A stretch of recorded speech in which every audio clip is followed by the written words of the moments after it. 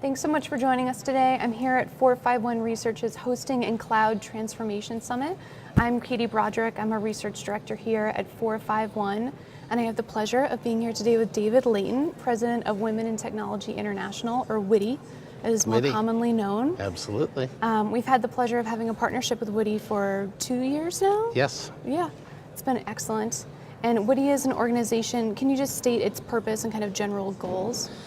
Our goals, as WITI was founded back in '89, was just to create a global network for women and for men participate too. Absolutely. To get any connection, resource, or piece of information they need to get to the next level, while at the same time educating companies of why shifting your culture to really create great spaces for men and women is a great business opportunity, not just a checklist as part of their diversity program. Right, absolutely. So that's what we're all about. Absolutely. It's so valuable to have multiple viewpoints when you're making decisions, right? Absolutely. From men and from women. I think that's the best way to make the best decision, right? Yep. Just having more viewpoints there.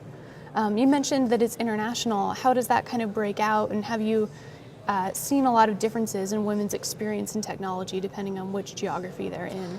Yeah, definitely. I mean, we've been big in Europe. We have members all over the world. We kind of have more structured networks now in Sweden, Belgium. Nice. We're launching WITI Japan in November. Oh, wow, so that's amazing. exciting. And I That is think, awesome. we'll certainly see some of the cultural differences there. We got a great group of women that's and a couple guys on the team too that are pulling it all together. Yeah, a lot of tech over there too, especially in Japan. Wow. For sure. That is excellent. And how long have you been with WITI as the president? Yeah, so I helped, my mom was the founder of WITI, and we had a company where we did research and retained search in the software and semiconductor industries. And then I started, when she got the idea for WITI, I took over that business. She started WITI, and then just kind of went from there. So I've been helping out in certain roles, and then kind of took over more of an operational role about 12 years ago. So since the founding, it's been a few years since then. Oh yeah. How have things changed for women in technology that you've noticed? I mean, I've only been in the industry for about 10 years now, and I've noticed some subtle differences. But how have things changed from your perspective? Yeah, I think companies, I think there's some opportunities. Again, we see, if you look at the numbers of small businesses started by women, the numbers are astronomical. Yeah. This is just great talent the companies are losing. Yes. Because they're getting fed up. Then they're saying, screw it, start my own business. And now the company pays, Right. So I think as companies see that, and, we started WITI, it started out grassroots for our first 5 years. We had our first conference in '95. Got about 1,500 attendees when everybody said we'd get a couple of hundred. Awesome. So it's like, wow. And and then at that point, the Clinton administration, they launched the glass ceiling report, and we worked with Renee Redwood, who had put that together. We wrote the technology piece of the glass ceiling report. I didn't know about that. Yeah, That's and excellent. then so I think from there, things were good. People, I think, were recognizing and the women and wanted to have programs that they could relate to, because tech, as mostly guys in tech, and Absolutely. And so I think, a couple of things happened along the way. Tom Peters wrote his book, Reimagine, in 2004, I think it was. Don't quote me on that. But, he had a couple of chapters just about women, and one focused on, women as leaders, as we are moving to this 360-degree leadership style, really talks to the way women work and communicate, so that's very powerful and an opportunity for companies. And then if you look at the buying power in all these different spaces of who's making the buying decisions, and then you look at the executive team and the board, and it's like total mismatch. There's just a disconnect. Right, absolutely. Yeah. What you mentioned about entrepreneurship, we did a study with WITI a few months back, got about 1,100 respondents, which was excellent. about the role of women and men and kind of them working together in STEM, science, technology, engineering, and math. Yep. And we asked them about their current title, if it's CEO, VP, director, manager, and then what they wanted it to be. And I actually was involved with designing the study, and wrongfully, we did not include entrepreneur, kind of start my own business. Right. And so many respondents wrote that in that we had to break it out. And I think it was 10% of the sample said that they wanted Wow. to start their own business. Right. And so there is a really strong entrepreneurial spirit. Yeah. And I feel like it's just being lost out. And like you said, you want to probably keep that in your company and have them start a Absolutely. new business. If they see a gap, Yeah. men or women working together, that they should probably partner and do that. For sure. And there's just, I'm sure there's lots of studies on this about funding, right? And kind of how that works out for Oh, yeah. women and for men in tech and kind of what's going on there. There's definitely challenges. We're going to save that to our next research report we do together, though. Yeah, no, absolutely. But I was just blown away by how many women said, kind of like you said, I'm going to go off and do my own thing. Yeah. I'm done with this. Because even when you look at the companies, oh, we've achieved pay equity. Right. Well, maybe they are paying the software engineer 1, all of them the same. Right. But should the woman have been a software engineer 3? Right. And should the person not be a director? Should they be a VP? So I Yep. think there's kind of all these other things where a lot of the numbers these companies are throwing out, is just for window dressing. Yeah. No, it's true. It's true. And I think the other thing is probably within those companies, the people who are coming up with those numbers, it's in their own self-interest to make Yeah. it look good. Yeah. Because they're probably being graded on it Yeah. in some ways, No, for sure. And just like when we see a lot of these things happen and the companies run into problems, Qualcomm just settled a suit a couple months ago. Then I just look at who's still running the organizations that are supposed to fix this stuff, and they have the same old people. Right. Right. A couple of years at CES is, I think, a great example. When the CEO of Intel spoke at his keynote, he talked about, we're going to invest $300 million in diversity. We're committed to getting more women and underrepresented minority groups, which that's another conversation for later. And really, so they're putting $300 million in over 5 years. And what came from that is they talked about, they're going to give bonuses to groups that hire women and things of that nature. When if they looked a few years back, CEA did a report that women influence 68% of consumer electronic buys. So if the message was, hey, we see who our customer is, we want everybody's stock to go up so all of our employees can benefit from that. So it really makes sense to have women and men working together at every level of the product cycle, the marketing cycle, the sales cycle, because that's who we're selling to. Right. Then you're going to create just a much better atmosphere. Yep. If it's a development team and they think a woman was thrown on because they had to hit a number, what kind of environment does that create? Right. And no woman wants to be hired because they're a woman. Absolutely. For the woman and for the team, it's just so uncomfortable and awkward. Yeah, so we are, have been for the last 27 years now, working on fixing that. We feel we're making some headroads. But and that's, I think, with some of the work we're doing with Will, we're going to really, I think, help the executive team say, hey, this is a business opportunity for us. This isn't just, and, we talked earlier about women being part of the diversity program. If we look at the way men and women work, we work differently, and that's okay. We both have skills we were born with that can be leveraged by the companies. Right. And, so when companies can create cultures where both of us are working at 110%, contribute to the max. the company's going to benefit. If they have, if women are kind of forced to work within the infrastructure that I set up, then, we're probably getting 75% out of you. And vice versa, right? Right. If we had set up, it works both ways. then it wouldn't work for us. So there's certainly a way to create environments where that leverage both our strengths. And then who wins? Everybody at the company. Right. And the company stays around for many years to come. One thing that we saw in the study that kind of struck me, there are a lot of differences in kind of what people can contribute and where they come from and how they think about things, I think from person to person and across genders and other diversity groups. But one thing that struck me is a lot of it was things that people would look for in any job, right? So I remember the top things were that they wanted opportunity And it doesn't even mean that you need to kind of give it, but just give me a shot at showing it, right? Yeah. Kind of take a little bit of a risk. And I feel like that's just good management with anyone, whether it's a Totally. man or a woman, just to kind of put them out there a little bit in Yeah. kind of a risky situation, not a high risk, Right.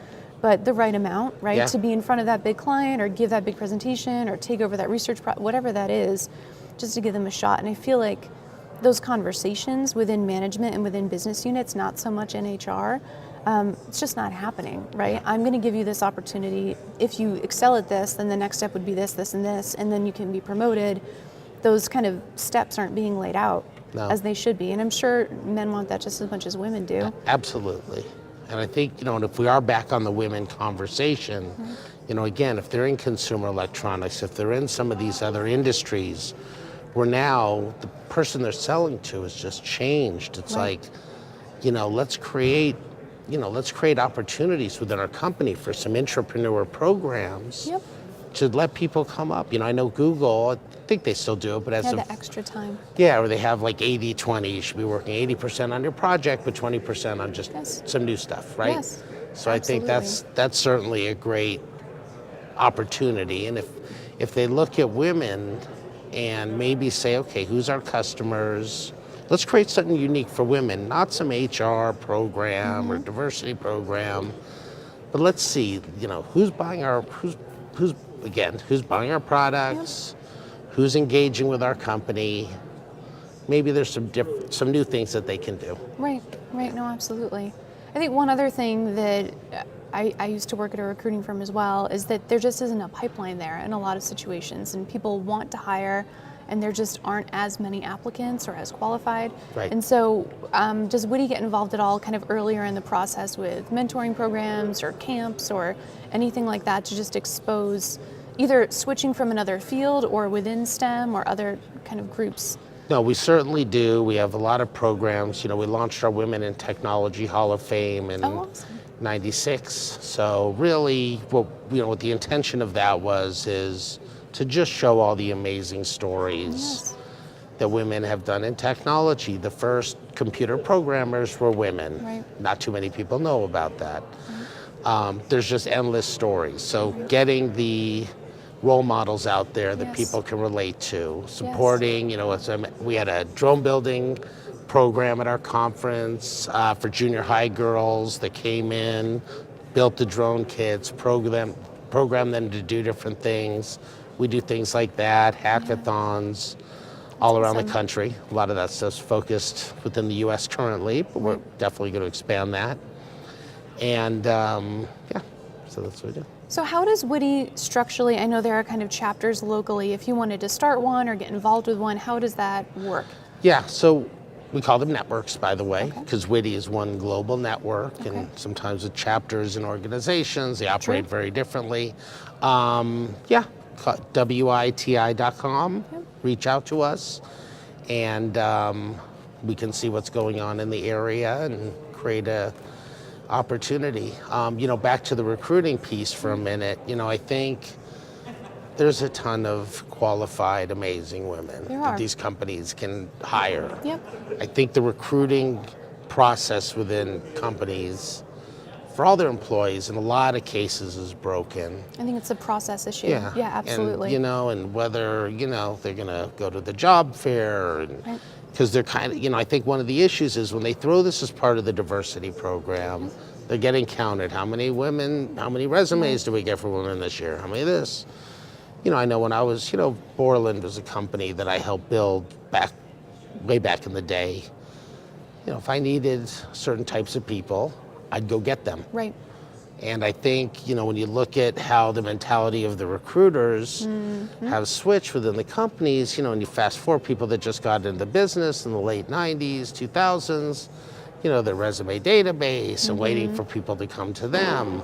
They need to go get them. If there was 100 companies that said, we want to grab all the top female talent, there would be plenty of people for them to choose from. Yep. I think it also has to do with the way that they're looking. Yeah. And so if you're looking, a lot of people for certain searches, let's say I want a Fortune 500 CEO. Yeah. That's just a weird way of thinking about it, right? I think you need to be looking for skill sets and past proven performance and other things, because if you start with that, there are very few women that are Fortune 500 CEOs. You're just kind of setting yourself up to limit the pool. Absolutely. And I think like you kind of alluded to, it's a process, mind shift kind of thing that you need to be looking in places maybe you didn't look before. No, for sure. Or focus on different skill sets and value people a little bit differently for what they bring to the table. No, absolutely. And I think too, letting our members know, when they look at a job, there was one number, I forgot where I saw it, but if a man covers 60% of the recs, they're applying for it. Right. A woman won't do it unless they have 90%, know?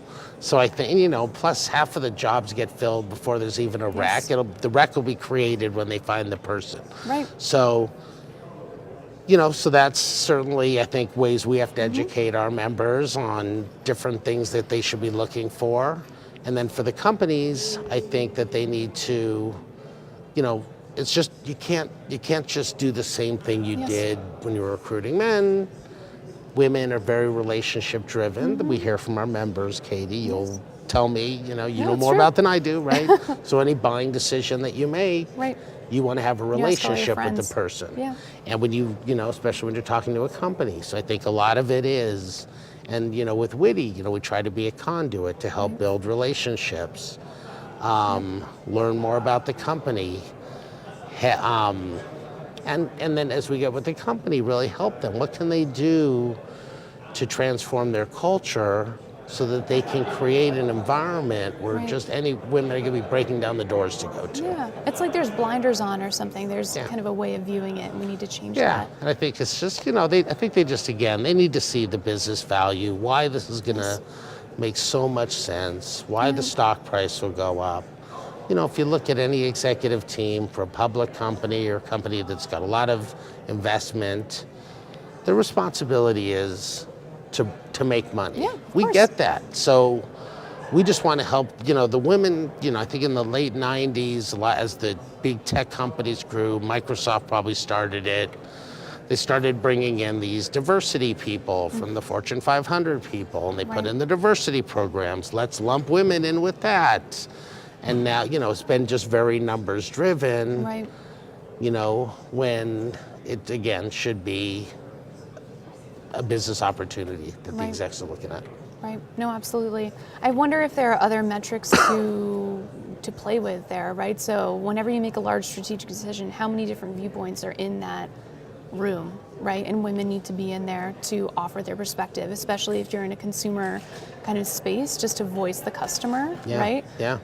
Maybe that's a different way of counting it rather than how many are on the team, and it just... No, it's right. I mean, I think that's what HP Labs in the 80s was always known for. Right. They'd bring in teams of, half men, half women, people, doctors, that would give feedback on products. Right. And that's where they got, that they were the leaders, in that space. Right. And I think if they continue to, look at it that way, then that's the shift we're trying to make. As we were talking about before the interview, we're so excited to partner with Will Murray when he co-founded Covey Leadership many years ago. I don't want to say exactly how long. He's going to get mad at me. He really built out, helping companies and people manage their time more effectively. He's been doing women leadership training for the past 4 or 5 years. Now we've connected, and we have all these great programs we're rolling out. And, and it's, so I think it's, again, and Will's an old, as an older gray-haired guy, he can relate to the executive teams. They'll talk to him. And I think, again, it's about smart leadership. It's a smart leadership program that we call it. And it's just that, if we look at how men operate and how women operate, and then we can create this program that just leverages everybody's strengths, that's when all the employees are going to win, the companies are going to win. Yep. I had the pleasure of being at your conference in San Jose a couple months back now, and it was so great to see so many men there participating. And I think part of what we were kind of talking about earlier is that a lot of recruiting is done through your network, right? Yeah. And a lot of that historically has been men are friends with men and women are friends with women.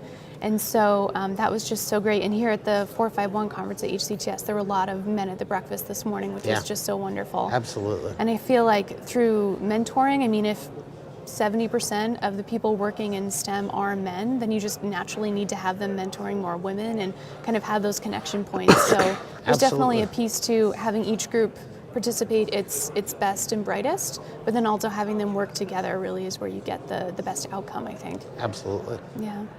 Well, with that, I'd like to wrap it up. Thank you. I'm going to shake your hand. Thank you so much, very much Katie. for being here. It's a wonderful partnership, and we're so happy to work with you. Yeah. And with that, I will kind of close it out. One thing that I actually wanted to ask you about before we do, is this your first HCTS with 451? It is our first conference with 451. And how are you finding it? Have you learned any new things? Any kind of reaffirmations of old things? No, I think it's great. I mean, obviously the whole cloud space and data centers and stuff you get into, you know, everything's changing so quickly. So I think just being caught up on all the current information.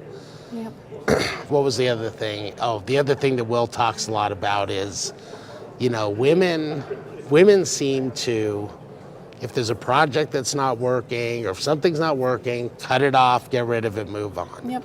Men's tendencies are like to fight to keep the thing in, right? Yeah. If we look at technology and what's going on now, it's like, you know, you may have made a big investment in what you were doing. Right.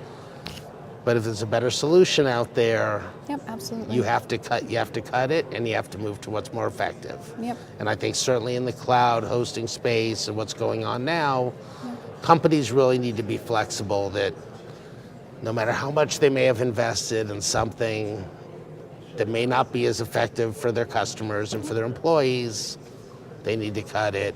And I think 451, just with all the information that you make available to them, can just make some amazing strategic decisions. Thank you. And we saw that this morning, yesterday morning in Michelle's keynote. She said over and over again that the cost of doing nothing is just so much more than the cost of trying something and it going poorly, right? Yeah. And it is important that when you find out it's not working out, close it down. It's sunken cost. Let's move on to the next thing. Totally. And every week you keep going and fight the inevitable. Yep.